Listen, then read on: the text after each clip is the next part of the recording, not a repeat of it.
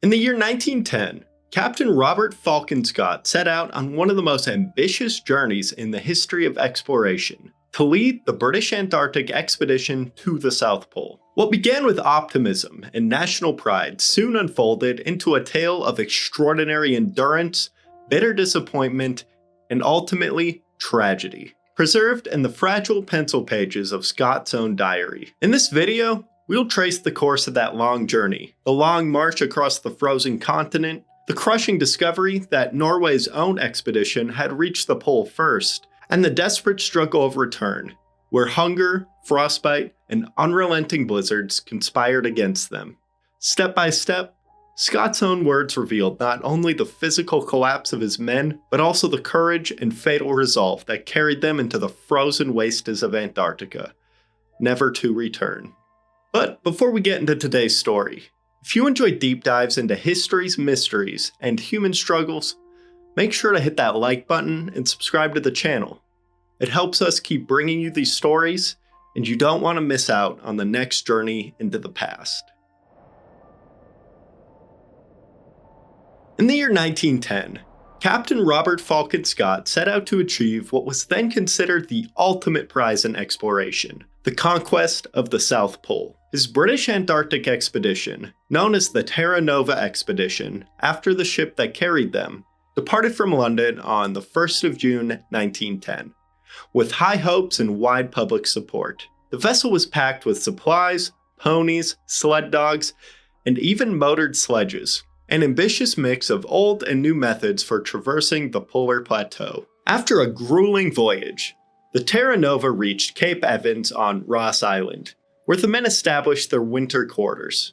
There, they endured the long Antarctic night, training with equipment, laying supply depots, and readying themselves for the long march to the pole. Their base hut, still standing today, became a place of preparation and a crucible of endurance, as temperatures plummeted and gales howled through the night. What Scott and his men did not know until well into their expedition was that they were part of a race. I'm not sure if I'm going to pronounce this right, but Roald Amundsen of Norway had secretly diverted his own expedition into Antarctica, aiming directly for the South Pole. Amundsen's lean, carefully planned assault relied heavily on dogs and skis, where Scott's plan incorporated a mixture of animals, motored sledges, and man-hauling. This difference in strategy would prove critical. By late 1911, Scott had selected his polar party: himself, Edward Wilson, Henry Bowers, Lawrence Oates, and Edgar Evans, to make the final push to the pole. They marched hundreds of miles over glaciers and frozen plains, battling crevasses, blizzards, and relentless exhaustion. At last, on the 17th of January, 1912, Scott's diary captured the moment of achievement, tempered immediately by a bitter discovery. The South Pole stood before them, but Amundsen had arrived first, more than a month earlier. Scott wrote in his diary with despair, saying, quote, "The pole, yes, but under very different circumstances from those expected. We have had a horrible day." Added to her disappointment, a headwind of 4 to 5, with a temperature of minus 22 degrees, and companions laboring on cold feet and hands. In another line, he recorded his anguish, saying, quote, "Great God, this is an awful place and terrible enough for us to have labored to it without the reward of priority."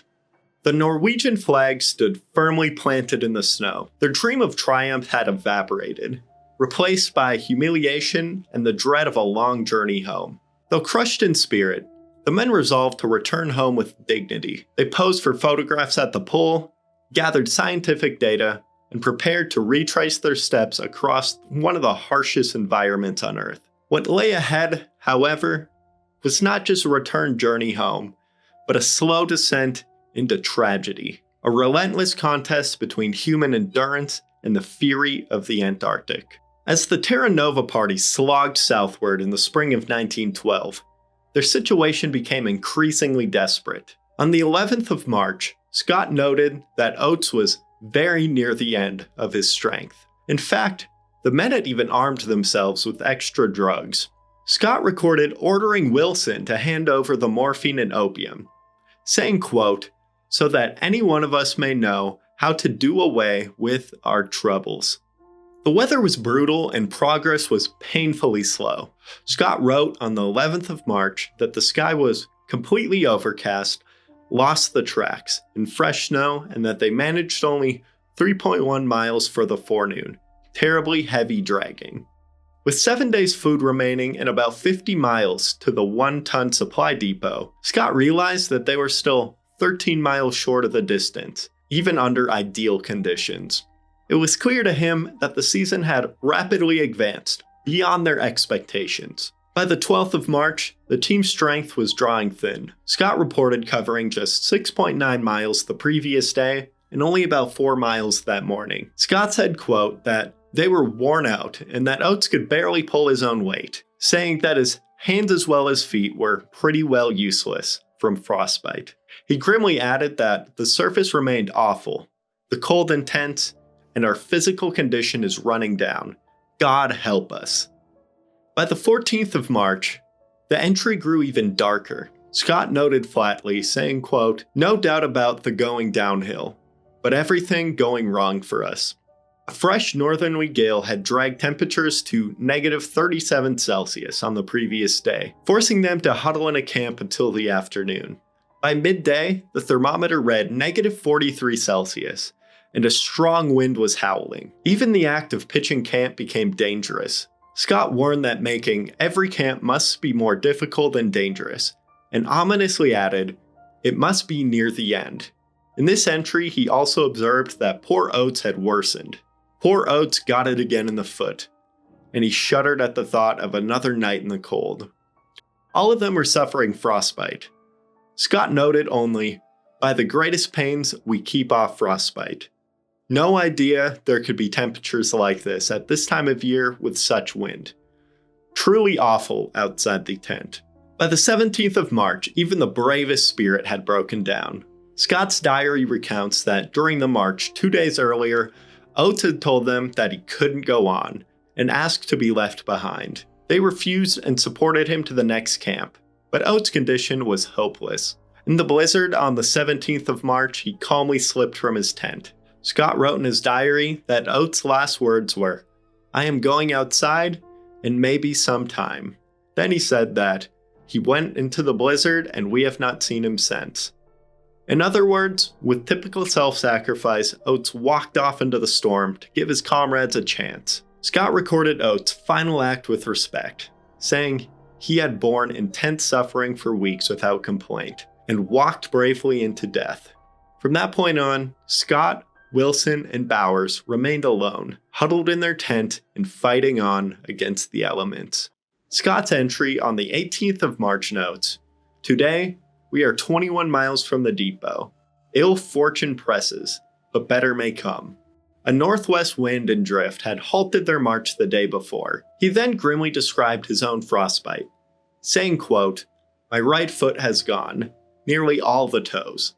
2 days ago, I was proud possessor of best feet. These are the steps of my downfall. Foot went, and I didn't know it."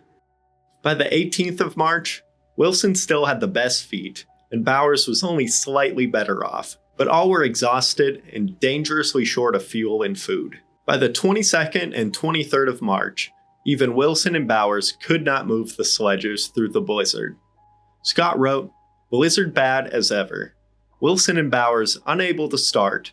No fuel, and only 1 or 2 days of food left. Must be near the end."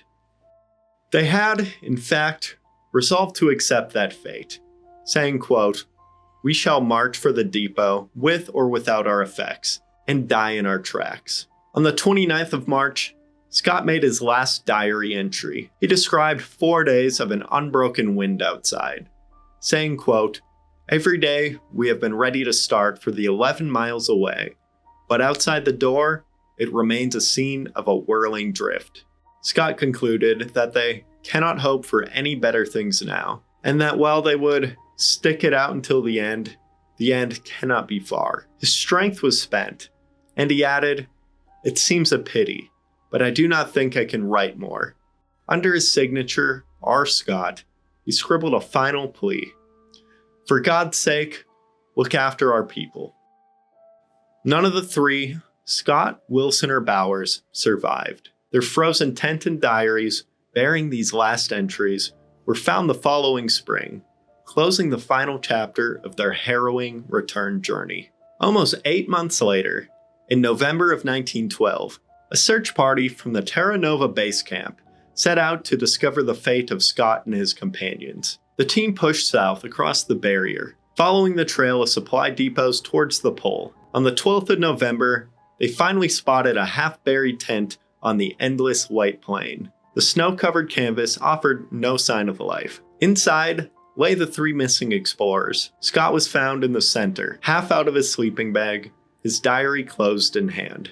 Wilson and Bowers lay to either side of him, still encased in their frostbitten silence. It was a scene so stark that even hardened explorers were shaken. One of the men present was Trygve Gran, the Norwegian ski expert who had served as part of Scott's team. In his own diary that day, he recorded the moment with horror. It has happened. We have found what we sought. Horrible, ugly fate. Only 11 miles from One Ton Depot. The owners, Scott, Wilson, and Bowers. All ghastly. I will never forget it as long as I live. A horrible nightmare could not have shown more horror than this. Scott's final words, written in faint pencil, were still legible in his diary, and also carved into the calendar sheet. Gran recalled seeing the haunting message. There is no more hope, and so God look after our people. It was a paraphrase of Scott's last plea to those who would read his words. The men of the rescue party were too weak to bring the bodies home, and the Antarctic itself seemed to demand they remain. The search party buried Scott, Wilson, and Bowers where they lay, cutting the tent poles down and raising the canvas over them. On top of this, they built a great snow pile, surmounted by a rough wooden cross, a lonely memorial on the polar plateau. Gran later described one final symbolic act. He took Scott's skis with him for the journey back to base, writing with reverence, saying, quote, I am using the owner's skis. They must finish the journey, and they will.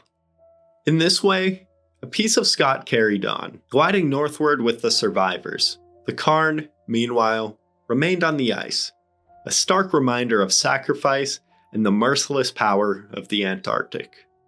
Captain Scott's journals, frail pencil pages written over a century ago, tell a heartbreaking story of ambition, endurance, and sacrifice. His words, and those of his companions and the search party, have ensured that the full human experience of the Terra Nova expedition is remembered.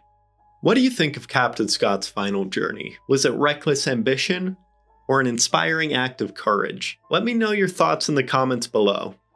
And if you enjoyed this video, be sure to like, subscribe, and hit the bell so you do not miss future stories of history's mysteries and forgotten moments. Thanks for watching, and I'll see you next time.